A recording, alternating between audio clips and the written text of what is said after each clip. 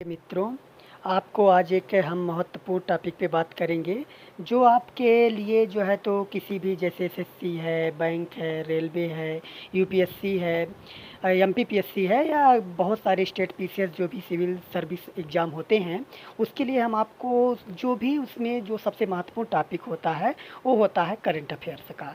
तो current affairs का जो सबसे महत्वपूर्ण टॉपिक है करंट अफेयर्स का, उस करंट अफेयर्स के टॉपिक के लिए आपको हम कुछ इशू लेकर आए हैं जिसमें आपको हम बताएंगे कि जो महत्वपूर्ण समसामयिक इशू कौन कौन से हैं जो आपसे प्रश्न बनेंगे, आप पूछ सकते हैं। इसमें जो सबसे महत्वपूर्ण जो है तो टॉपिक है तो इसमें है तो दक्षिणी चीन सागर का विवाद।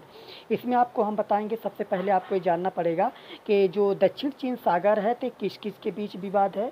तो आपको मैं बताना चाहता हूँ कि जो है तो चीन और जो है तो आसियान राष्ट्रों के साथ। ठीक है, तो दक्षिण चीन सागर की विशेषता क्या है? दक्षिण चीन सागर की जो मुख्य विशेषता है तो इसमें नंबर 1 संसाधनों की बहुलता है। नंबर 2 सर्वाधिक अंतर्राष्ट्रीय व्यापारिक जो है क्या होता है तो मार्ग है, जिसके साथ ज़्यादा से ज़्यादा जो है तो उस मार्ग से, समुद्री मार्ग से व्यापार होता है। चीन चाह रहा है कि वहाँ पे हम अपना विस्तार करके और वहाँ पे जो है तो हम शुल्क लगा के अपने ज़्यादा से ज़्यादा अपने राजस्व को प्राप्त कर सकें। इसमें जो है तो इसकी प्रमुख विशेषता क्या है, तो आपको बताएंगे प्रमुख विशेषता क्या है। तो आपके आखिर ये विवाद क्यों आया, तो आप देखेंगे कि इसमें जो है क्या होता है तभी चीन ने वहाँ पे सैन्य अभ्यास किया है।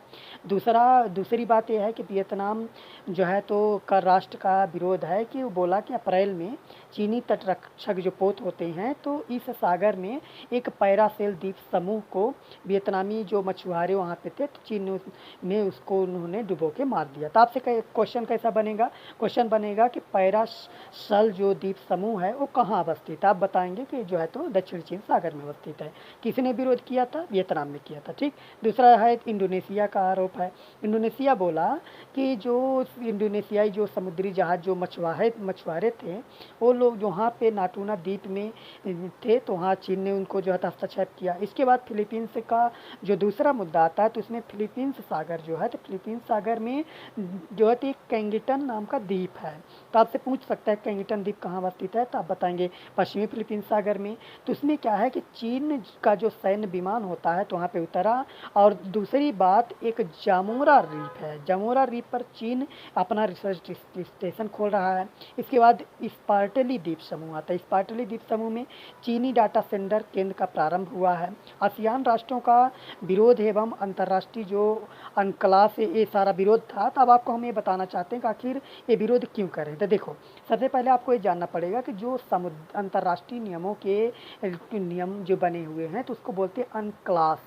तो जो समुद्री के जो है नियम है, अंतर्राष्ट्रीय समुद्री के नियम, ये जो यूनाइटेड नेशन में जो है तो बना हुआ है, तो इसमें क्या होता है आपको बताना पड़ेगा कि जो नियम है तो उस नियम में सबसे पहले वो देखता है कि आपका जो समुद्री नियम में कितने माइल से आपको दिया है, जिसमें जे होता है जिसे इंक्लूसिव इकोनॉमिक जोन बोलते हैं। तो उसमें जो इकोनॉमिक एक्सक्लूसिव जोन जो होता है तो उसमें क्या होता है कि जो जितने भी राष्ट्र हैं तो उसमें उनको कुछ नियम दिया जाता है कि आप इतने मील से इतने मील तक आप जो है तो आप जो रिसर्च है, समुद्री संसाधन की खोज है, बहुत सारा आप उपयोग अपना कर सकते हैं। इसमें जो चीन है तो उसका चीन जो है अंतर्राष्ट्रीय न्यायालय से केस हार चुका है।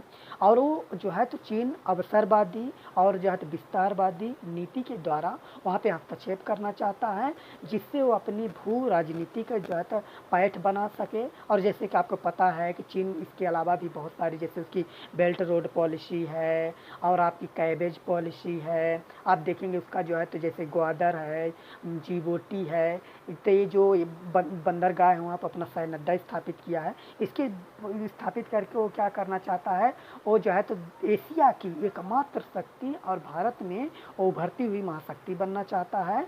और ये सारी चीज़ें आप देख सकते हैं। तो आपको कैसा लगा टॉपिक, आप ज़रूर इसमें बताइएगा। नमस्कार, थैंक्स।